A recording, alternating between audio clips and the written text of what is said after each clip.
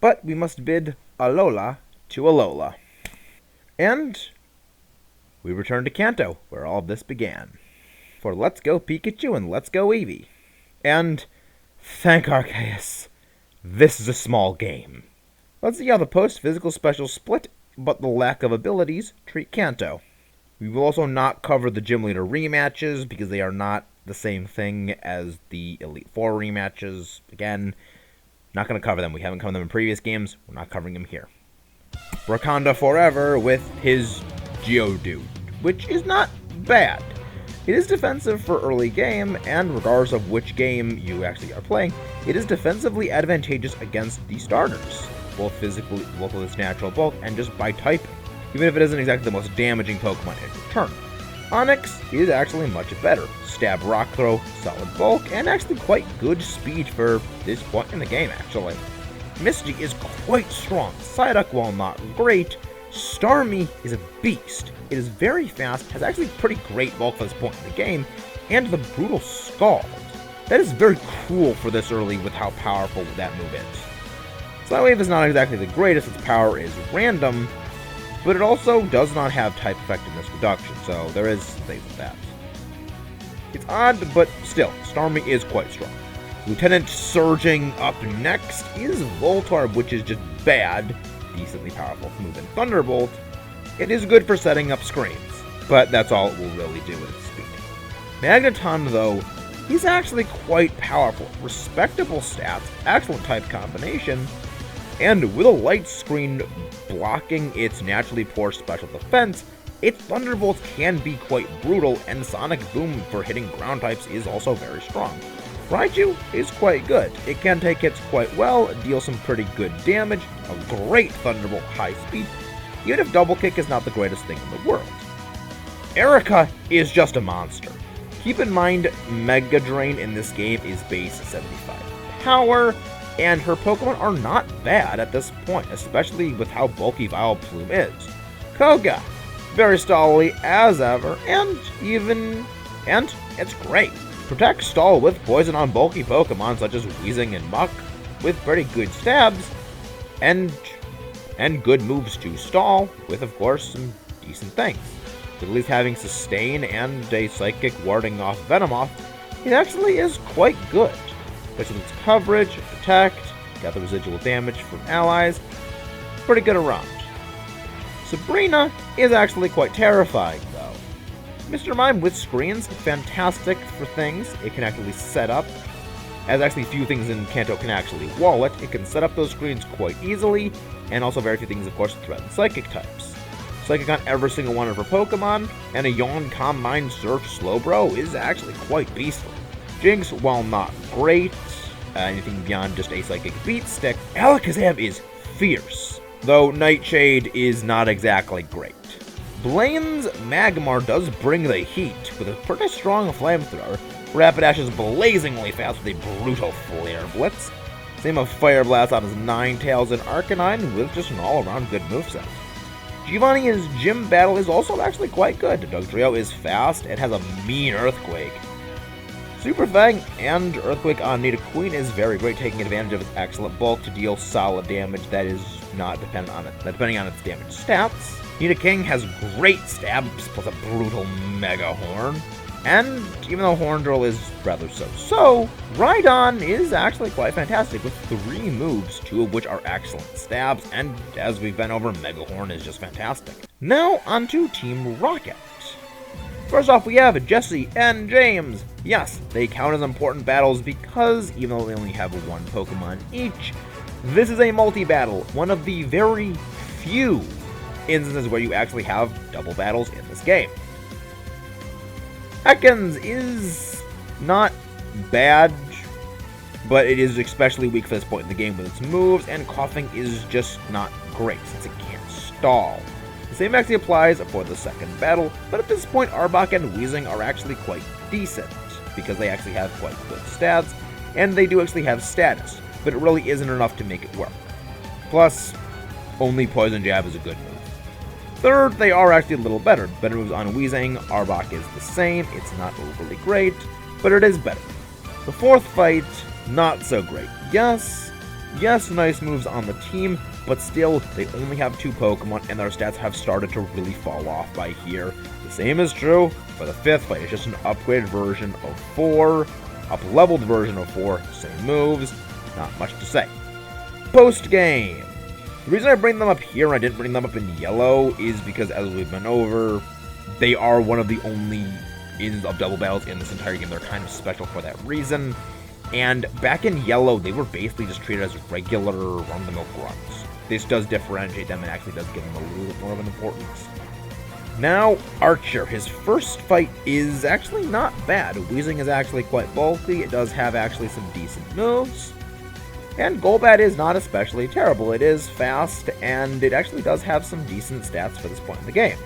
It can take a hit and deal some decent damage. Second fight is actually in a multi-battle, this time with him and just a regular grunt. Electrode is not terrible. Sure, it is a fast Thunderbolt, but it's also not much outside of that. Golbat has fallen off by this point, though, but it can still do a little bit of stuff. Weezing, not terrible, but it's not as good as before. The grunt Pokemon are not bad. Toxic, Minimize, Protect, Muck is actually quite decent, but Eradicate is not overly great. It's not overly terrible, though, so there's a little bit there. The third fight with him is actually post-game. Electrode, again, not actually good. Electrode, again, is actually not terrible, but not great. Foul Play, while is a very good move, it can do some good damage against a physical attacker, but outside of that, it's not great. It can set up Reflect, which is something, though. Golbat, not great. Magmar, not horrible, but not great.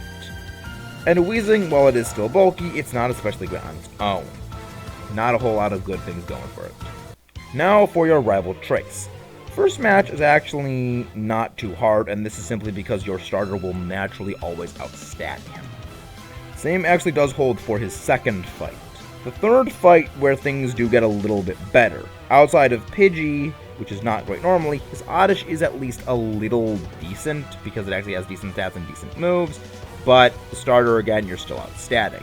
In the fourth fight, Pidgeot is actually quite okay. It's at least got decent physical moves, of decent power, and Oddish is, again, not bad. Sleep Powder Tech is very nice, and its Razor Leaf is actually decently strong. The starter is not much different, though. It's pretty much the same there. Fifth fight, Pidgeot, same.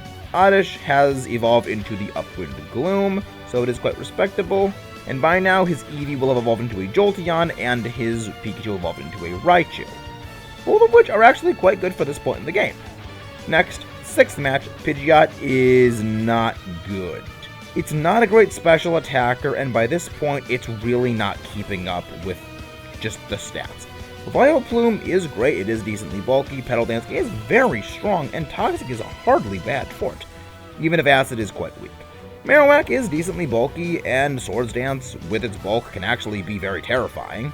Thresh being 120 base power as of Generation 5, it's very strong. Both Jolteon and Raichu are very fast and pack a very strong Thunder. Next time he's fought, he is as the champion, with Mega Pidgeot being actually terrifying.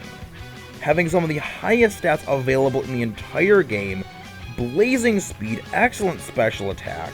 Even if it only does have 2 special attacking moves, they hit pretty hard. Vileplume is a solid Pokemon. Sludge Bomb is great, and it can actually live well enough to use Solar Beam. Reflect is also absolutely fantastic. Reflect, also fantastic. Marowak is not as good as before, however, it does have some nice coverage, but it did lose the brutal power of Swords Dance. So, it does miss the power that thing gave. Rapidash is strong, fast, and at least has a pretty good Flare Blitz, even if it is a one-trick pony. Slowbro, great. Bulky, light screen, and 2 solid stabs. And both Jolteon and Raichu are not exactly bad, but they're not exactly spectacular. Thunder, of course, is still strong as ever, and they are very fast. The rematch, the teams are mostly the same, just the extra moves added on the blank slots, and all of them are great as coverage or just solid moves in general. Now, the Elite Four.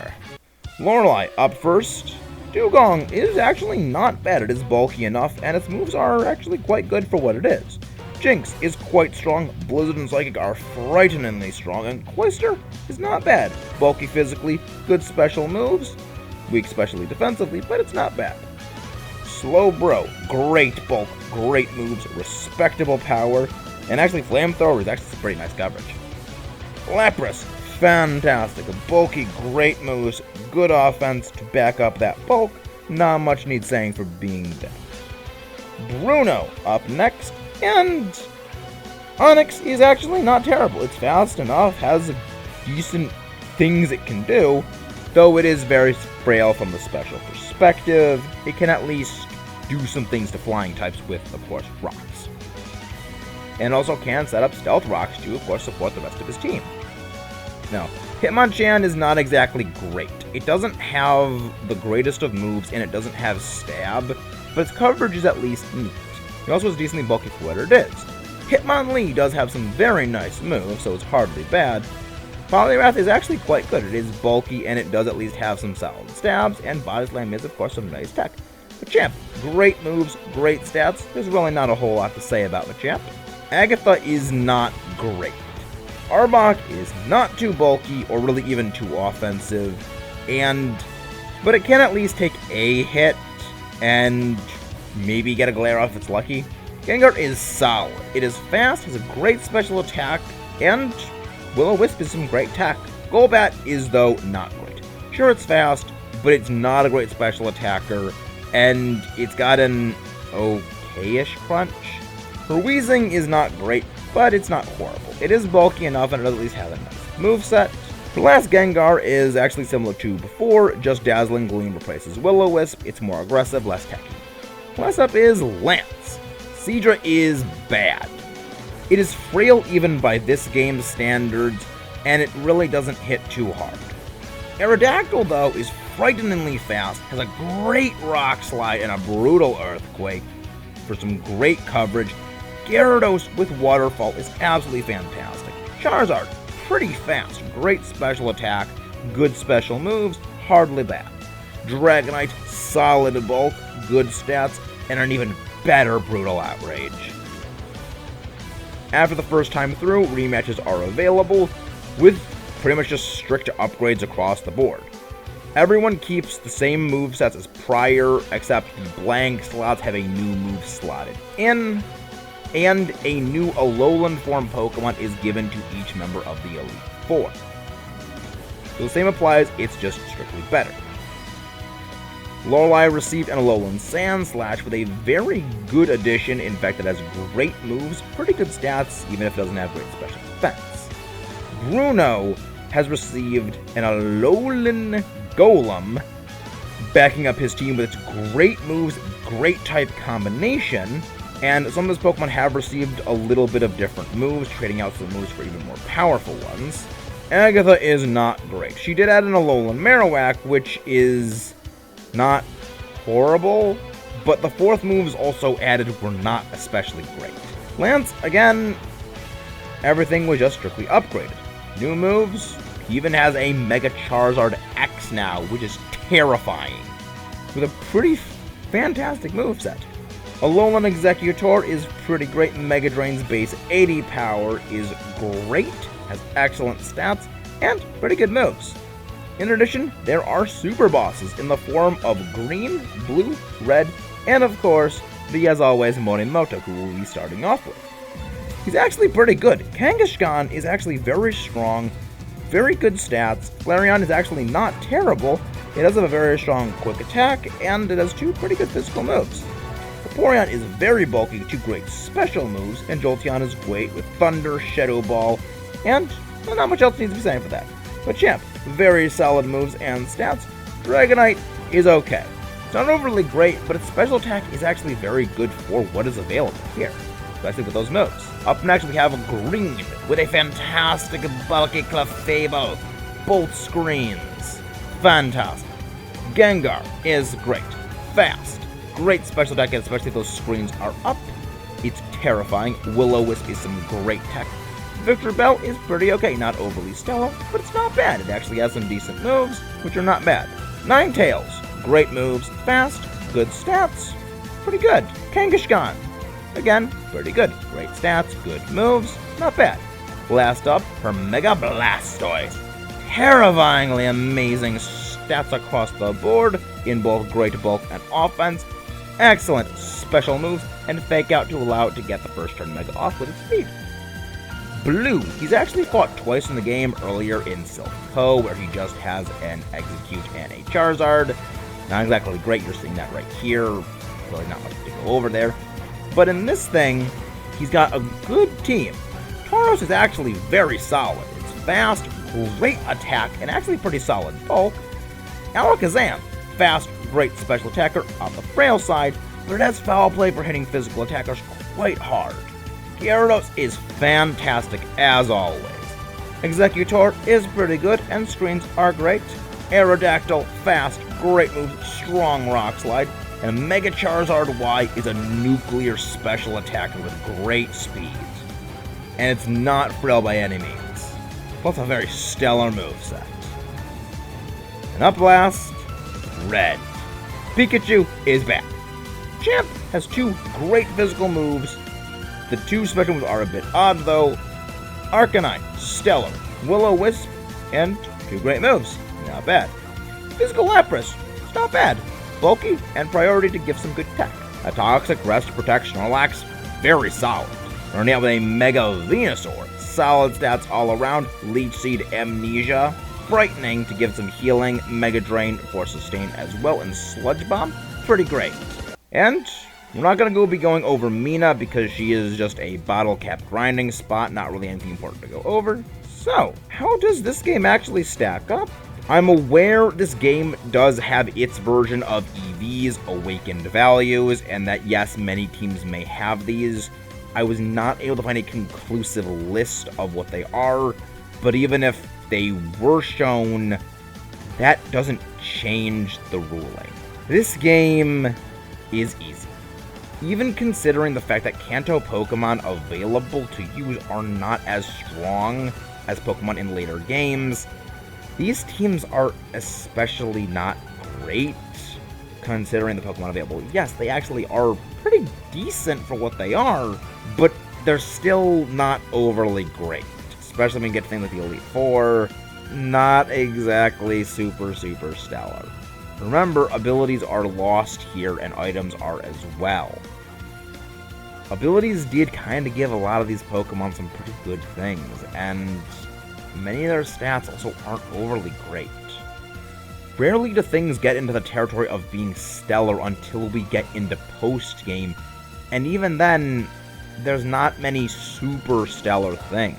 And again, post-game doesn't really weigh all that much comparatively to things.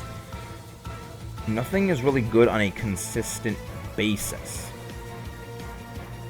This game does take a very big step back into being easy compared to Ultra Sun and Ultra Moon. Much as it pains me to say.